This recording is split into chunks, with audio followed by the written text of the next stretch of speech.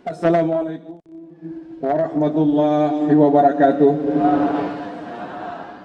Abang-abang sekalian yang dirahmati Allah, bisa dibayangkan, coba abang-abang bayangkan ada seorang guru mursyid yang menjadi mursyid di usia 17 tahun. Goyang ya. Beliau adalah yang mulia Syekh Ahmad Al-Faruqi. Di usia 17 tahun beliau memegang 3 tarekat besar, Suhrawardi, Chisti, dan Khadiri. Ketiga-tiga mengalir kepada beliau. Umur 17 tahun beliau sudah menjadi mursyid tarekat. Berbeda dengan yang lain-lain, beliau ini kekeramatannya itu lebih. Di mana lebihnya? Beliau ini boleh disebut seseorang yang benar-benar telah disebut dalam hadis Nabi. Nanti di antara umatku akan hadir seorang silah, seorang penghubung antara hamba dengan Tuhan. Dia bernama Ahmad, yang namanya akan lahir di milenium pertama, yaitu 1000 tahun Hijriah. Kalau kita lihat Syekh Ahmad Al-Faruqi, pujian kepada beliau kami bacakan. Syekh Ahmad Al-Faruqi adalah mutiara dari mutiara pengetahuan para wali. Beliau adalah perbendaraan yang berharga dari wali terdahulu dan yang akan datang. Di dalam diri beliau terkombinasi semua sifat dan kebaikan mereka.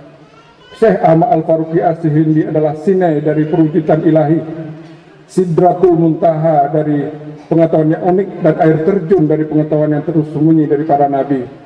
Beliau adalah ulama sangat jenius dan sultan di muka bumi yang lahir dalam keadaan tersenyum dan dimuliakan. Beliau adalah pembimbing sempurna yang disempurnakan. Beliau adalah muazzin yang memanggil orang-orang kehadiratnya. Kutub utama dari imam surgawi yang unik. Inilah pujian daripada orang-orang terdahulu. Satu kali ada seorang syekh bermimpi Rasulullah datang. Dalam mimpi Rasulullah naik di atas mimbar menunjuk ke sana, ke Syekh Ahmad Faruqi. Dialah nanti yang membangkitkan agamaku. Aku senang dengan kehadirannya di antara umatku. Itu Nabi Muhammad langsung mengatakan ke beberapa orang syekh mimpi pada saat yang sama tentang kehadiran Syekh Ahmad Faruqi. Karena beliau belajar hakikat terlebih dahulu, maka kemudian beliau menyempurnakan belajar syariat, belajar Quran hadis, belajar ilmu-ilmu tasawuf teoritis, dan belajar ilmu-ilmu syariat yang lain, sehingga beliau sempurna menjadi seorang guru. Kemudian di tempat lain ada juga yang kehebat lagi adalah beliau ini dititipkan sebuah jubah oleh Syekh Abdul Qadir yang kepada penulis-penulisnya, nanti berikanlah jubah ini kepada seorang bernama Ahmad. Ini tanda-tanda begini. Jadi jubah itu tidak boleh dipakai sama sekali. Syekh Abdul Qadir khusus memberikan pada beliau pada rentang waktu yang sangat lama. Kemudian Syekh Ahmad Faruqi walaupun guru mursyid dari banyak tarekat, tapi beliau mengatakan bahwa tarekat Naqsabandi adalah ibu dari segala tarekat yang ada di dunia ini. Kami menceritakan ada 3 kekeramatan dari beliau yang sangat populer. Yang pertama adalah satu kali Syekh Ahmad Faruqi itu diundang oleh muridnya di bulan Ramadan untuk buka puasa bersama. Ada 10 orang di tempat yang berbeda. Beliau memenuhi undangannya, dan ke-10-10-nya murid-muridnya merasakan beliau berbuka bersama pada mereka. Itulah kehebatan dari Syekh Ahmad Sirindi. Kemudian suatu hari beliau melihat ke atas ketika ada hujan. Beliau mengatakan, "Hei hujan, kau turun jam sekian sampai jam sekian, nanti kau berhenti lagi, turun lagi." Yang diucapkan itu pun terjadi. Ya.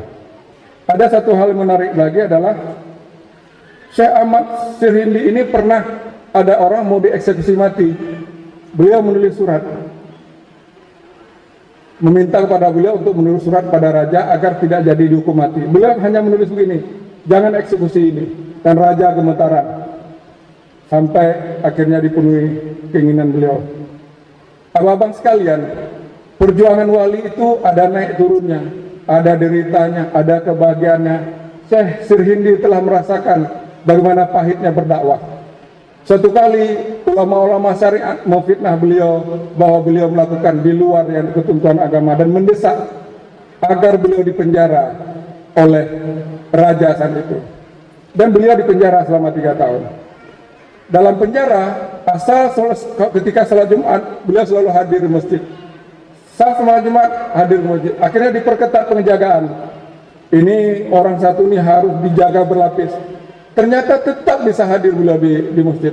Akhirnya raja meminta maaf dan ulama minta maaf. Orang ini memang sudah di luar akal pikiran kita. Ini adalah orang yang memang betul-betul punya hubungan yang khusus dengan Allah Subhanahu wa taala. Itulah perjuangan daripada Syekh Ahmad Al-Faruqi. Dan kemudian beliau meninggal pada tanggal 17 Safar tahun 1034 Hijriah atau 1624 masih pada usia 63 tahun. Assalamualaikum warahmatullahi wabarakatuh.